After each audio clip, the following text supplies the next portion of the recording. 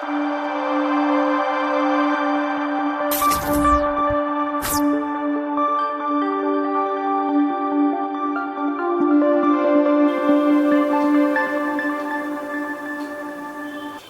అండి, నమస్తే.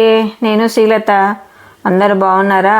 బాగుండాలని కోరుకుంటూ అందరూ కూడా సంక్రాంతి పండుగ చాలా చాలా గొప్పగా ఘనంగా చేసుకున్నట్టుగా వీడియోలలో చూస్తున్నానండి. చాలా అంటే చాలా సంతోషం అనిపించింది.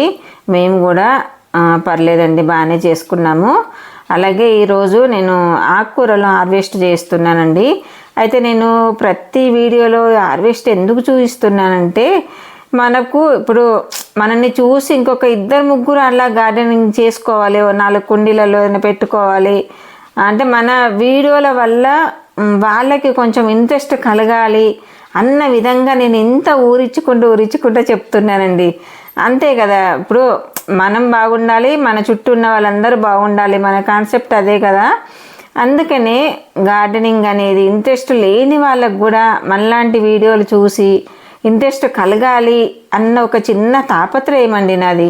అంటే దానివల్ల మన ఇంట్లో మనకు కొంచెం ఆకుకూర వచ్చినా సరే అండి, ఒక పూటకి పప్పులోకి వచ్చినా మంచిదే.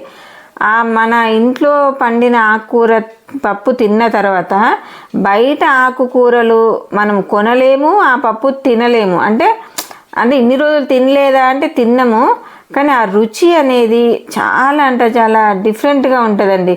ఎవరమైనా మనం ఇట్లా గార్డెనింగ్ చేసుకొని మన ఇంట్లో హార్వెస్ట్ చేసుకొని తిన్న వాళ్ళకి ఆ రుచి, ఆ అనుభూతి అనేది తెలుస్తుందండి. అంటే అందుకనే నేను ఇన్నిసార్లు పదే ప్రతి హార్వెస్ట్ అన్నా చిన్న హార్వెస్టేనండి ఈరోజు.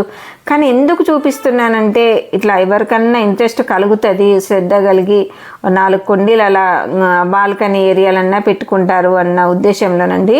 ఇది ఏమాకు గుర్తిస్తారండి? ముల్లంగి ఆకండి. ముల్లంగి ఆకు కూడా చక్కగా మనం పప్పులో వేసుకోవచ్చండి. లేత ఆకులు పప్పులో వేసుకుంటే చాలా బాగుంటుంది. అన్ని ఆకుకూరలండి, మనం ఏ దుంప పెట్టినా ఏ కాయ పెట్టినా దానికి వచ్చే ఆకుకూరలన్నీ కూడా మనము చక్కగా పప్పులో వాడుకోవచ్చండి. ఏదో మనం పాలకూర, చుక్కకూర, మెంతికూర ఇవి వరకే అలవాటు కదండి, ప్రతిది కూడా తినొచ్చండి. చాలా అంటే చాలా ఆరోగ్యానికి పనికొచ్చే విటమిన్లు, పోషకాలు అన్నీ కూడా అన్ని ఆకుకూరల్లో సమంగా కలిగి ఉంటాయండి.